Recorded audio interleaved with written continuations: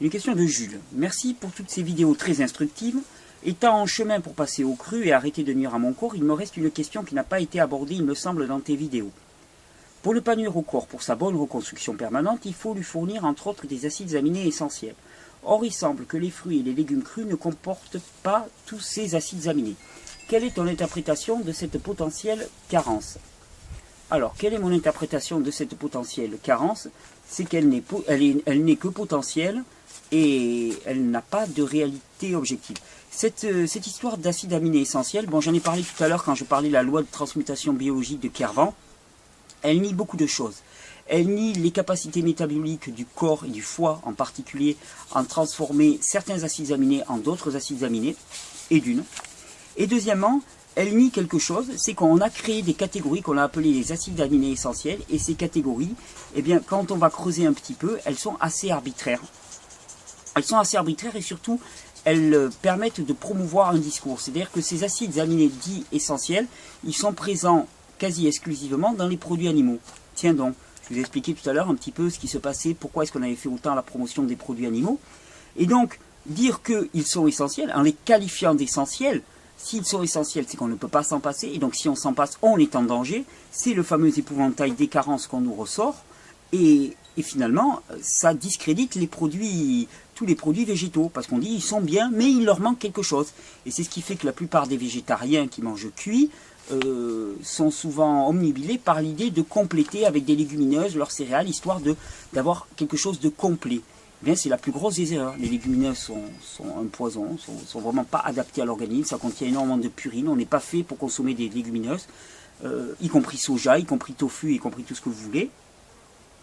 Et donc, cette histoire d'acides aminés essentiels, par exemple, il y a quelque chose qui va être intéressant, qui va te parler. Il y a un professeur qui s'appelle Colin Campbell, qui a écrit un rapport qu'on appelle le rapport Campbell, ou qui s'appelle The China Study en anglais. Et qu'est-ce qu'il a fait? Il a étudié l'alimentation rurale des Chinois et le lien avec des pathologies particulières et comparé avec les populations en ville et leur régime alimentaire. Et suite à ces découvertes, il a fait des expériences aussi.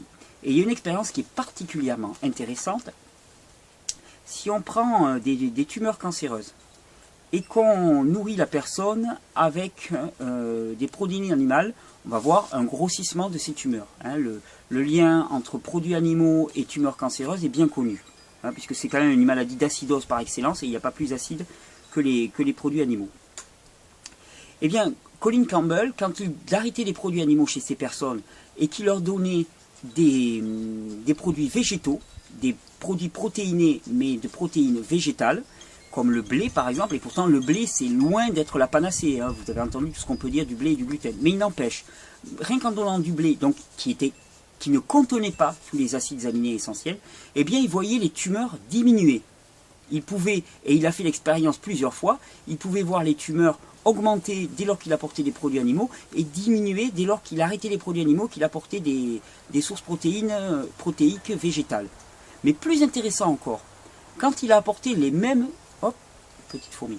Quand il a apporté les mêmes sources protéiques végétales, mais qu'il les a artificiellement complétées de manière à ce qu'elles soient complètes en acides aminés, eh bien, il a vu les tumeurs regrossir exactement comme lors des produits animaux.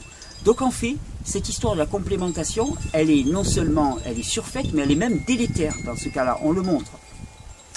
Donc, le mythe de la carence en protéines, pour moi, ça n'existe pas. Il y a des carences nutritionnelles, ça oui, et on n'interroge pas les gens là-dedans, mais l'alimentation, on va dire classique, normale, actuelle, est une alimentation qui est dépourvue de nutriments, qui est très carencée, ça oui, mais par contre, des déficits en protéines, ce fameux mythe des protéines, le lait maternel ne contient que 7% de protéines, c'est-à-dire ce que tu trouves dans un régime composé de fruits et de légumes exclusivement. Donc, vraiment, physiologiquement, ça ne tient pas la route. Je sais que ça fait partie des poncifs qu'on nous sort, les carences en protéines et l'histoire du lycopène dans la tomate cuite. Renseignez-vous, j'en ai parlé dans ces vidéos, les deux, on les démonte assez facilement. Mais donc, les acides aminés essentiels ne sont essentiels que dans une terminologie, je ne crois pas qu'ils soient essentiels. Voilà, pour moi, c'est une grosse fumisterie. Il n'y a aucune confiance et aucune connaissance dans les processus métaboliques du corps et de transformation du corps. Et qui plus est, nombre d'expériences montrent même que ces acides aminés essentiels pourraient être même à l'origine de pas mal de maladies de civilisation. Il faut dire quand même que depuis qu'on connaît les acides aminés essentiels, puisque c'est quand même une notion qui est relativement récente, avant les gens ne connaissaient pas les acides aminés essentiels et ils vivaient. Aussi étrange que ça paraisse, on a quand même 16 millions d'années d'évolution sans connaître la diététique. C'est à se demander comment ils ont fait, nos ancêtres. Et non, ça tient pas la route. Désolé, j'espère que j'aurai répondu à ta question, mais ça ne tient pas la route. C'est une croyance qui a été créée, alors après, on nous rend tributaires et dépendants de cette croyance. Voilà. Ensuite, une